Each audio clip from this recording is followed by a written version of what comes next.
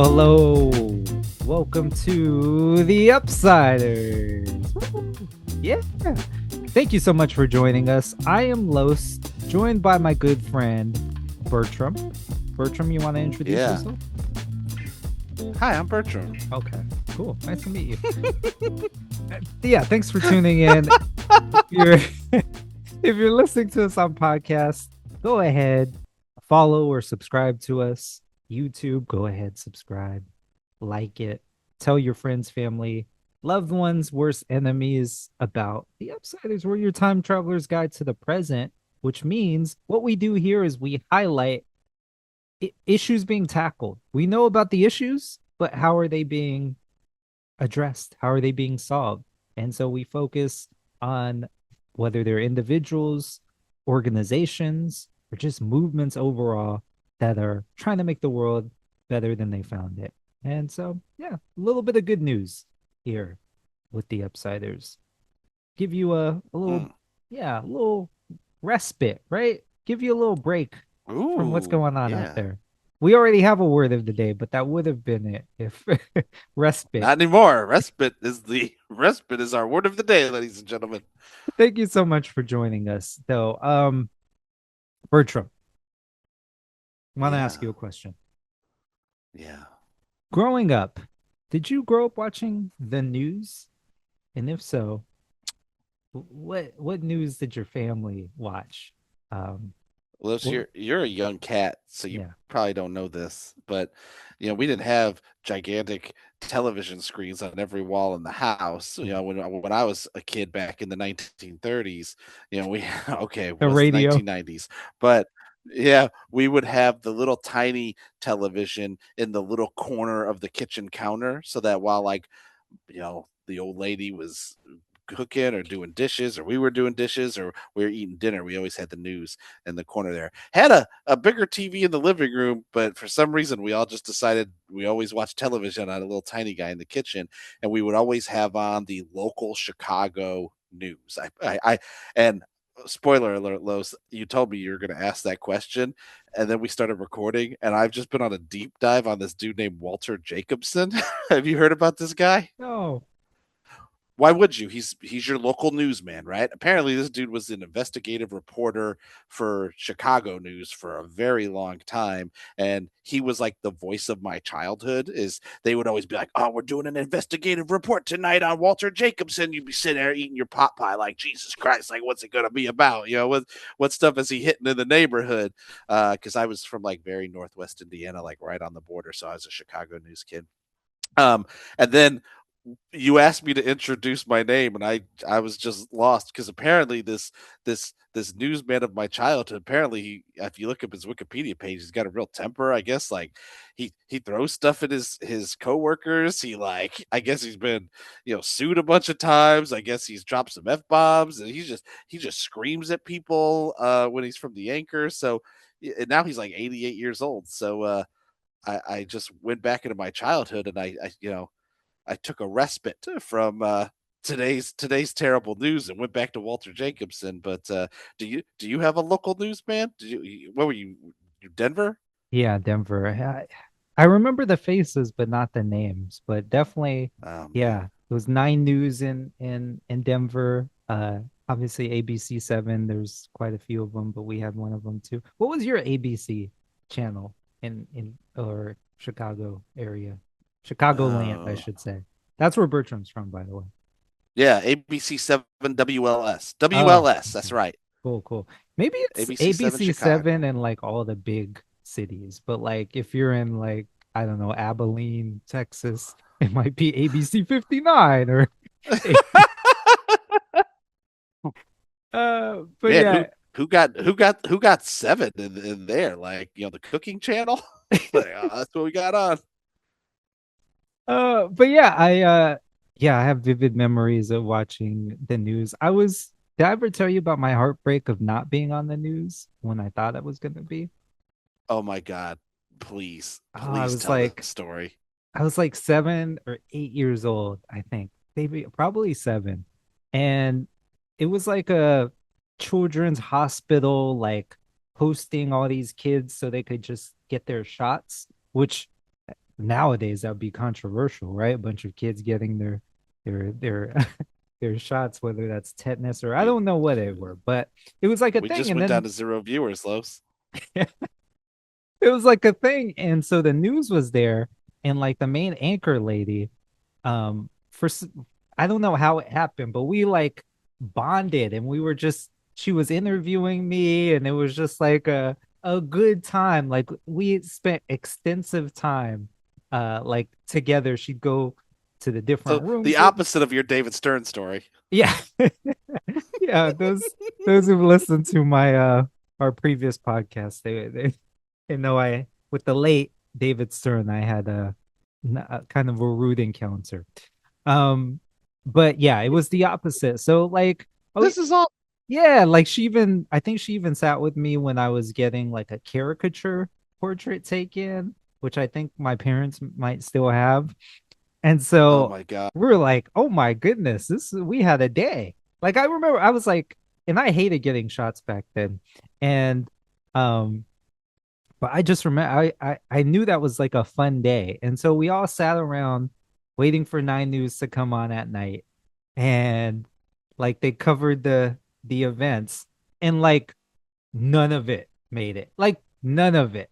Like I don't even think like that lady, the anchor, like she even like made it. Like it was her piece, but Yeah, they didn't include any footage of her like cut that kid out. milling around.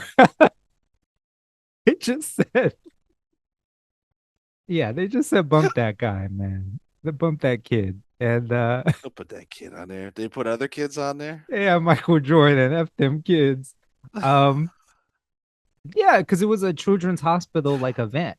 That's where it took Yeah, place. And so like, yeah, they just he I thought you were was gonna be a star. You I was told on the everybody to watch. I was on the cutting room floor, man. That was crazy. Um, but yeah, I think her name was Amy something. I can't remember, but yeah, almost famous when I was young.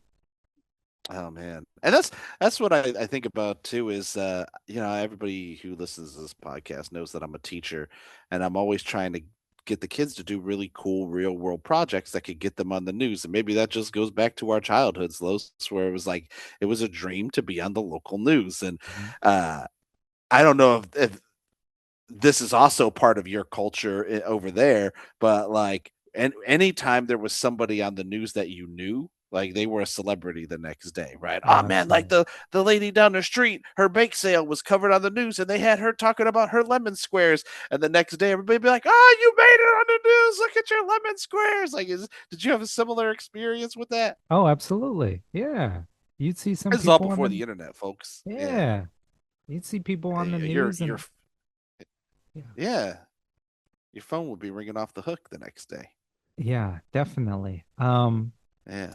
So yeah, that's the reason why I asked that is because as you alluded to, that's not so commonplace. If I ask people Yeah. nowadays what news do they watch, they'll tell me maybe it's clips on Instagram or maybe they watch Yeah. one of the big cable news channels, whether that's CNN, MS Now, right? I think that's what it's called now instead of MSNBC.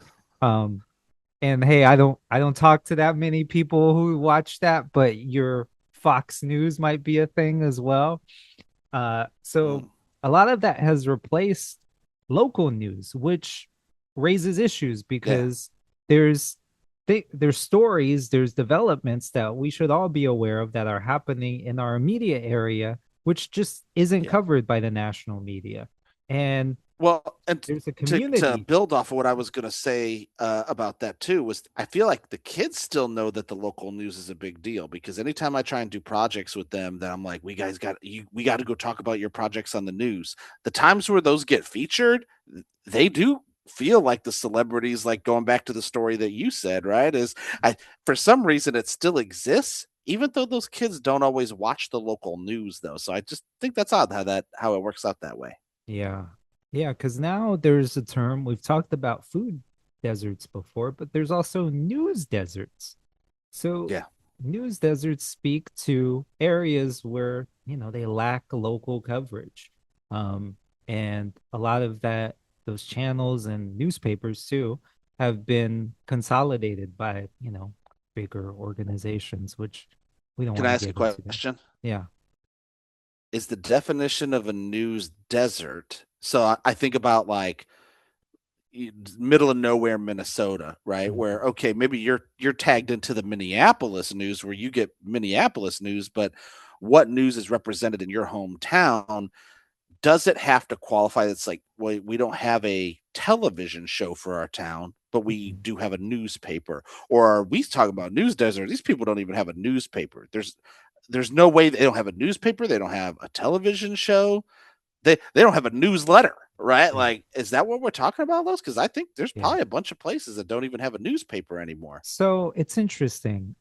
So news desert mainly applies to uh, areas without newspapers. But it goes hand in hand with TV coverage as well, because I'll get into that in a moment. But yeah, news deserts, the official definition is a community that is no longer covered by daily or non daily newspapers. Recent data suggests Mm, that uh, there's around 50 million Americans who live in areas with limited or no local news coverage. For reference, what last U.S. population was, what are we at? Close to 340 million? 342 yeah, million. 342. Very, very good, Lowe's. Wow. Well done. So That's a lot of us, man. yeah, thanks, Jamie, for pulling up those numbers.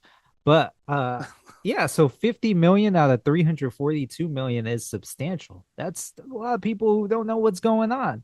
And then the tricky thing Yeah. with Wow. TV is I think you'll have more of that. I don't have the numbers behind that, but you'll have more TV channels. But what happens is I mentioned consolidation is now you're having these Sinclair Media, I believe that's what it's called. And there's another group who are just purchasing all these little smaller TV channels.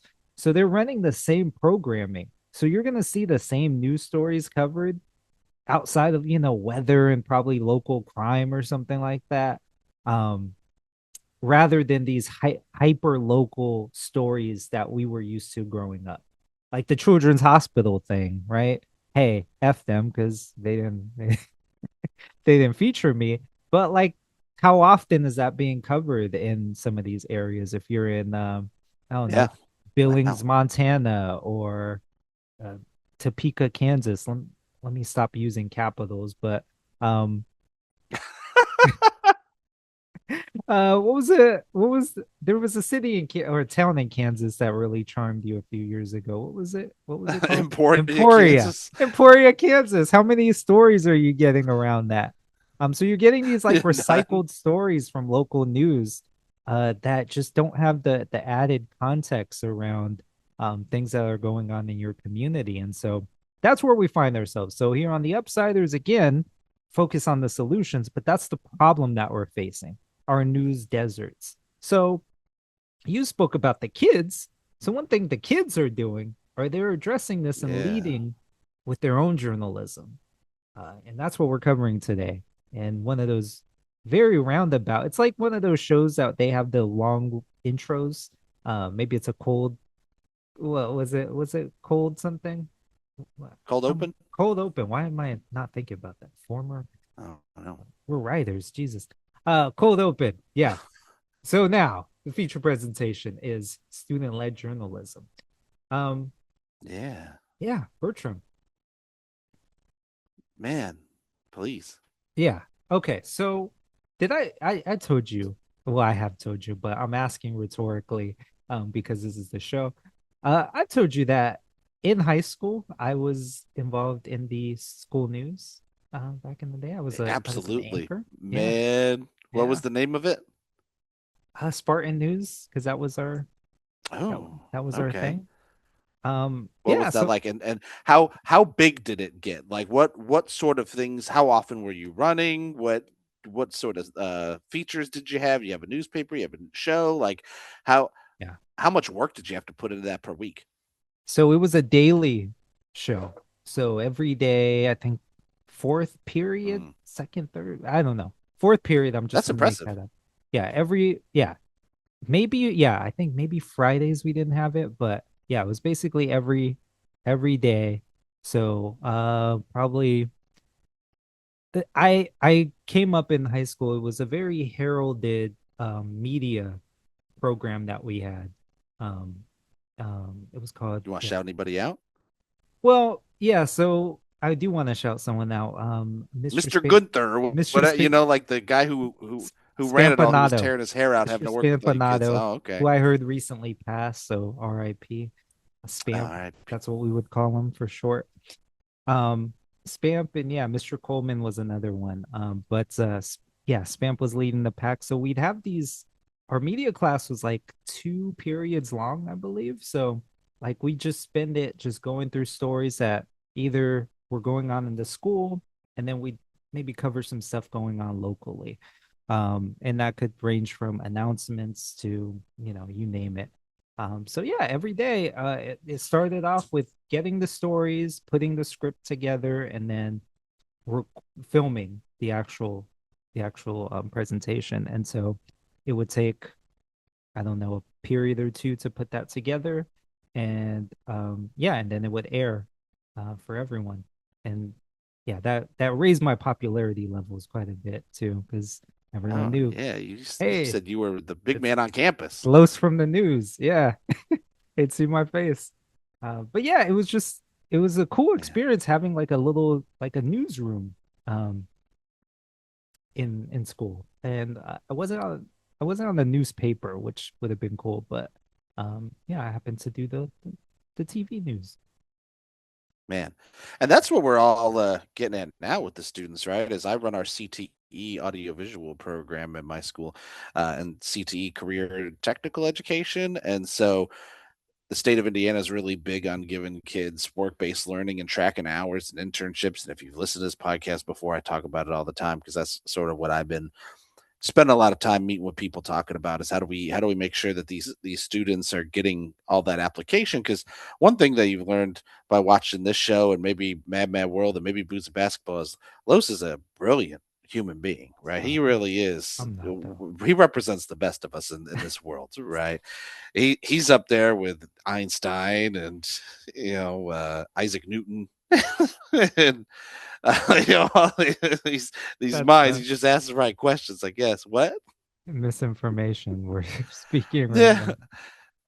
now. And I think a lot of that is to, not only does Los have an extreme amount of knowledge and he watches a lot of things and he reads a lot of stuff, but he has a lot of practical application of those things. He's always up to something. He's always doing something. He's engaged in applying what he knows, whether it's cinema and making movies. We once co-directed a movie together. It's turned out really good. He did the news show. He's always applying what he learned, and so we try and do that a lot with these kids and try and get them to um, be involved. Los and I have talked about the third space and how people need to be involved in their communities and they need to find other places that they belong. And I think being able to do media and just go out and find those things is super helpful to these kids. I do a podcast with them called the Genius Hour Voices of Indianapolis. If anybody wants to go check it out. And I used to do everything. I used to teach them how to research. I used to we would bring on a guest from the community and I would interview them, and then they would also get a chance to ask questions, and then I would edit. And very quickly I stopped having to come up with the questions because the kids had all the questions. And then I stopped editing because the kids started editing. And then I stopped being the guest host because they started doing a great job hosting. And now, Los, I don't do anything. I have nothing to do outside. And I guess the last thing I did was book the guests, and now they do that too. And Wow. they know how to do their research. And I think that's one of the best things that we can be doing with students. So student newspapers, journalism, getting them to ask questions, and man, most importantly, getting them out of the classroom and into the community so that they functionally understand who lives in their community. Because you and I talk about this all the time, especially with the digital world, is people don't know their neighbors as much as they used to, and they don't know, a lot of students are like, oh man, I want to meet somebody all the way across the world. It's like, well, you haven't met any of the people in your neighborhood yet.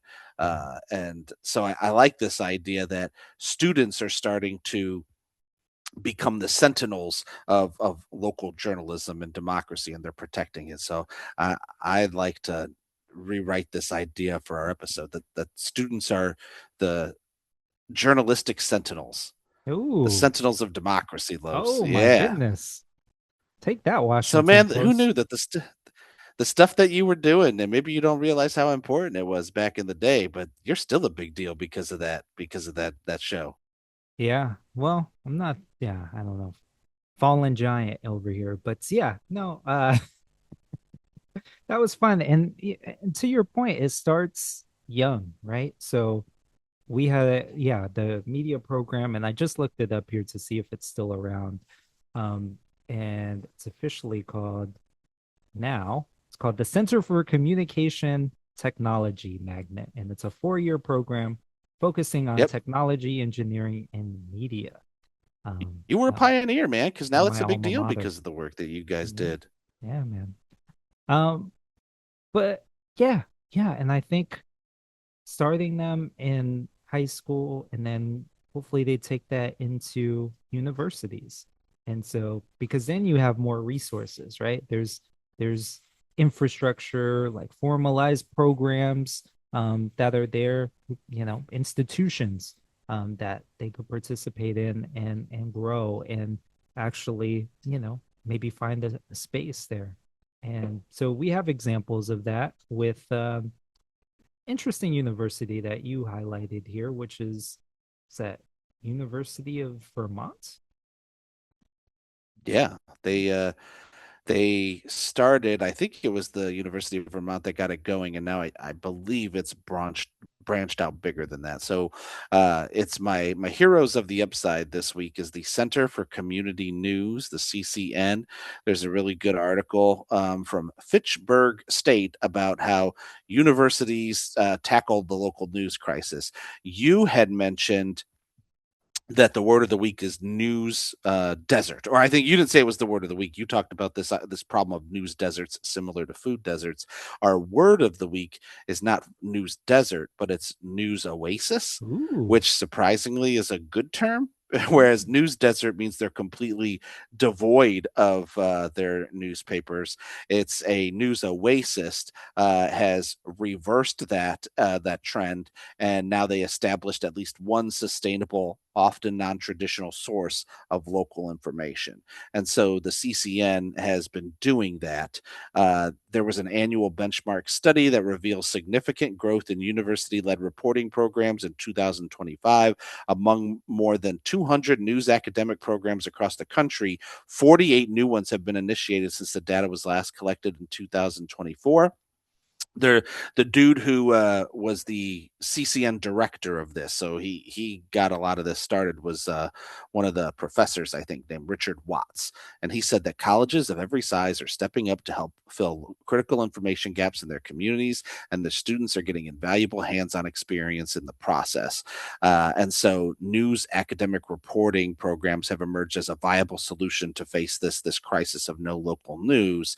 And the CCN is a nonpartisan organization. It started in July of 2022, and it was built to grow and strengthen university-led reporting programs across the U.S. Does a lot of really great stuff. So now they've partnered. Did I already say? Man, they just keep getting bigger and bigger. And if you go to their website, they continue to gain on all these new partners to get some university led reporting programs going. So I think that's the upside, man. For eh, colleges are banding together to start these programs and offer one program that can aid news oasis and oasis.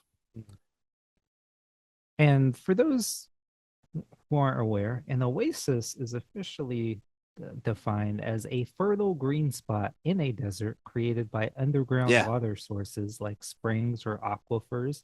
Love that term, by the way, aquifers, Mm. reaching the surface. So in this case, those springs, those underwater springs or water sources, these aquifers are the students, delivering, ooh, quenching the thirst Ooh, I within these like that. deserts. Yeah. So sentinels and aquifers, huh? Uh, Oh my goodness. Those are our new words of the week.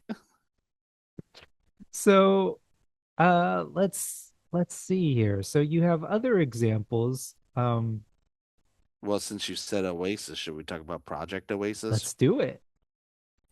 So Project Oasis is it's a very large directory of independent digital media, and they if you oh man, are you do you want to pull this one up, Lowe's? I thought it was Cool. pretty cool. Let's do it. Yeah, so what it is that it's a map of independent digital media around the world. They collect all these different independent organizations, creators, publishers, in more than 65 countries. And so, if you're curious about how do I find some of this local media, go ahead and click on, I think it's Media Directory. Go to Explore Media Directory, and that's Project Oasis, and you can go see all sorts of different pieces here. Like the Texas Tribune is the only member supported digital first nonpartisan media organization that informs Texans. That's the Texans Tribune. Okay. Look at Did you this. get it? Yeah, there it is. Yeah, Cool. look at that. Yeah, if you want to click around, maybe we try and go to a news site, anything like that. Some of the stuff that you see. It says that 60% of them are for profit, 30% are nonprofit, 3% hybrid, 6% not yet registered. So if you're wondering about the breakdown of some of these, Yeah. and the goal, Project Oasis is very clear that they do not charge media for their inclusion in these directories, and being included does not imply that they have participated in any of Project Oasis's programs or received funds from partners. It just means that these media meet the criteria for journalistic independence and transparency. So some good stuff here. Yeah. I like this. Gotta explore it. Yeah, look at all these. Yeah, how do we get on here, Los? How do we get on here? Oh, how Yeah, do us, we as in oh the upsiders. Yeah, we gotta talk to some people. Get our get our reps involved here. But Yeah, yeah, if somebody wants to volunteer, be like, I like your podcast. I'll take this on. We want to be an independent media yeah. source. Yeah, let's put us in there. We need some credibility here. But cool. Shout outs to Good stuff, Oasis. man. Not the band, by the way. Yeah, and you know what? That was when I was looking up my research on. Let me find some more stuff on Project Oasis. They were like, "You mean the band?" It's like, no. Why is everything the band? So I had to refine my search multiple times to exclude the Gallaghers. Have you heard of Waterwall? Um, Yeah, Wonderwall. Wonderwall. There we go. Um, cool. And then you also found something on what is Potter Digital Ambassadors. Who are they? Yeah, it's just another group of smaller states and community news organizations banding together to see how do we engage audiences and improve like digital strategies. And specifically, we focus a lot on this podcast about long-term things, sustainable things. So this was put out by the Missouri School of Journalism. Uh, is expanded to encompass 4 additional states through partnerships and universities and press or broadcast associations in Iowa, Kansas, Tennessee, and Vermont. With the help of additional training for ambassadors, outlets in each of these states receive resources, guidance, and other innovative work from journalism students catered to their needs. And students are teaching people in their communities how to provide, journalistic needs, and I think that's a really cool program too. Is so these sentinels, these students are out here trying to affect change in their community and build a journalism ecosystem, and I think that's really cool. Yeah, like check out this testimony here. So Jenna and Braden transform me from someone with zero social media knowledge into someone capable of producing, posting, tracking, and analyzing content. Yeah, absolutely. That gets to something else here, especially the youth, Oh, right? please. they're aware of what works from a consumption and a delivery standpoint. So what we saw traditionally on news, right, is hey, turning on that TV on basic cable to the channel where they're hosting the news.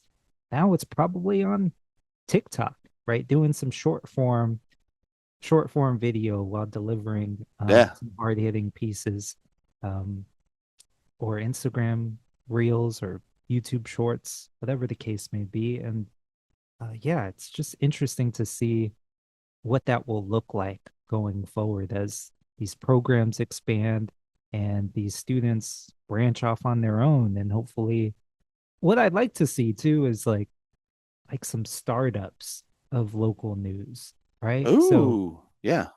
the thing that we run into, and I'm not saying it's an issue per se, but these students, if they're great, they might end up going to some of the big guns, right? They might go Yeah. to a large paper in a large city, or they may go to your CNNs, your New York Times, or Wall Street Journals, right?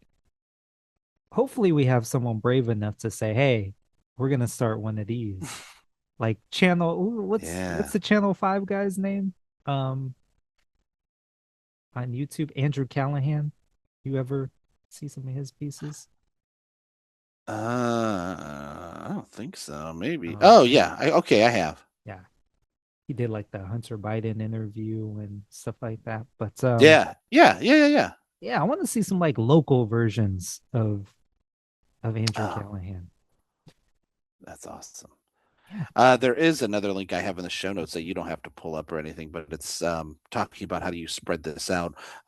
Berkeley is also trying to build some stuff out in California. Mhm. Specifically, they are offering California local news fellowships, and those have been taking hold. So they're early career digital, print, video, audio, photo, and multimedia journalists for the California Local News Fellowship. And the fellowships get a full time salary and benefits from the University of California for 2 years and receive intensive mentoring, training, and support from experienced journalism leaders. Oh, dang. What does this say? A starting salary of 60,000 or 65,000. Low, Nice. sign up for this. Okay, let me do Video it. fellows will not be assigned to a local news outlet, but will work as part of a small production team. The position is full time with a starting salary of 80,000. Whoa. Wowzers. Okay, where do I Hey, apply again? yeah, man, that seems to be pretty intense. Let's get in there. Yeah, man. So there you go. Hey, the local news is paying, Los. I think so. Yeah, We don't it have to pays just rely on TikTok. it pays to be local. How about that? Oh, come on, Come on, I'm on man! You're a fire, brilliant man. man. I'm on fire. Um, but Bertram, I think it's you know what I feel like doing right now? What? Playing our favorite game. Okay, And what what's game is this that? game, Los?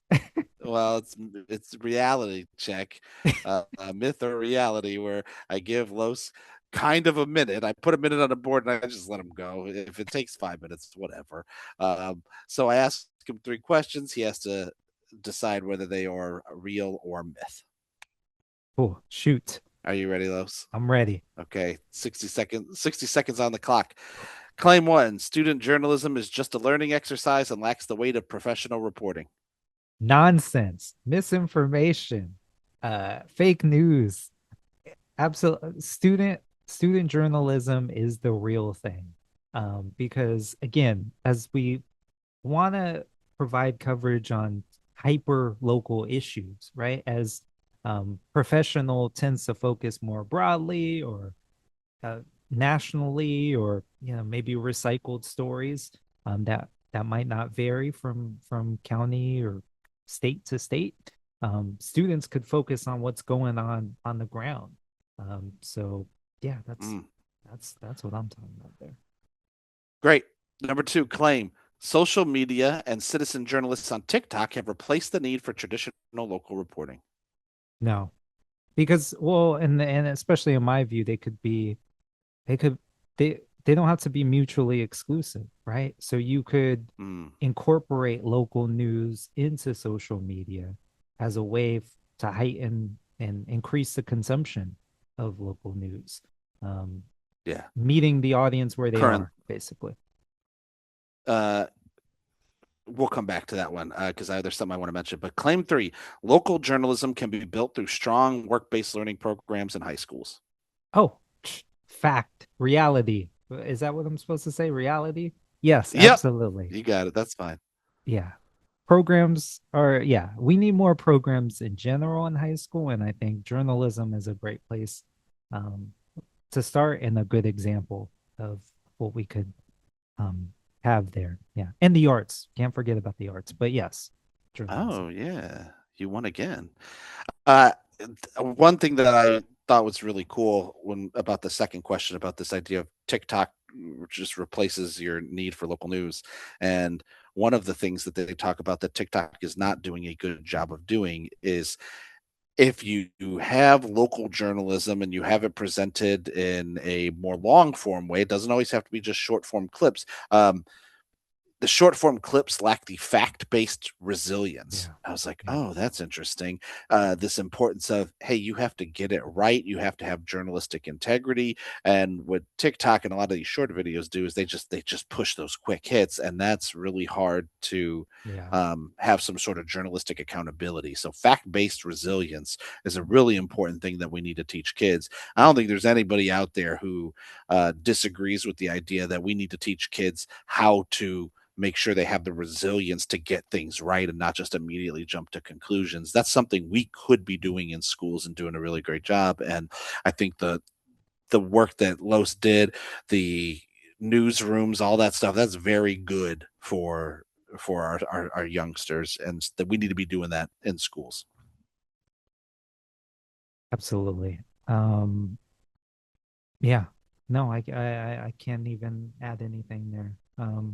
Aren't you But proud of yourself, man? Like, look, and why did you get into that? What made you want to join it? Did you do it to get chicks or something? Like, what made you want to do well, in that? high school, everything's for that. But no, I just Yeah, I think the idea of technology and media at that time, which is super interesting, right?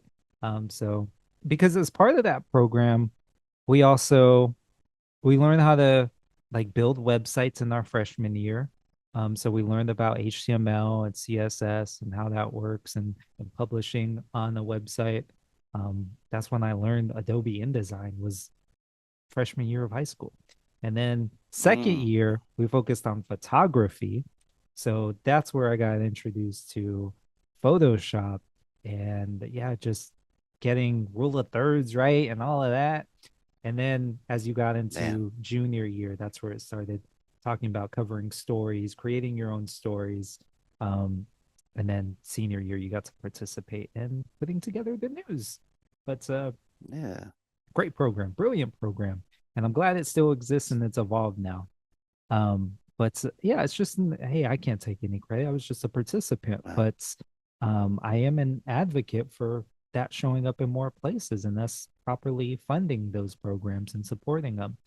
Um, because yeah, local news is very important. Yeah, I even see in some of the notes here of examples that you highlighted on some local developments that aren't heavily covered are city council meetings or, you Yeah, know, monitoring law enforcement use of force.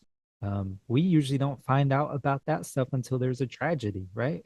The police shoot someone or yeah, strangle someone, but there's you want to track the pattern and some of these smaller instances first to because that's really what the media is for, right? Journalism is to keep those accountable, those involved accountable. Uh, in addition to keeping us well informed, it's about yeah being yeah. sort of I think about adversarial with those in power so you could keep them in check.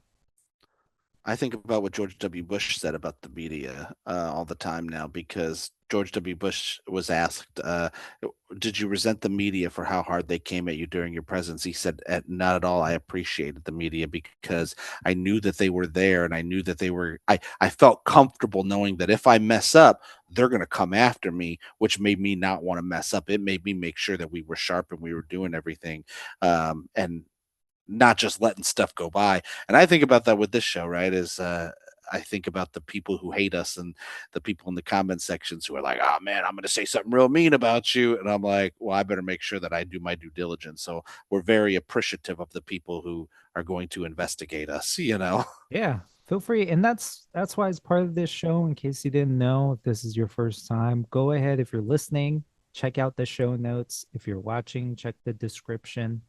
That's where we post all of our sources and links to articles, Yeah. websites.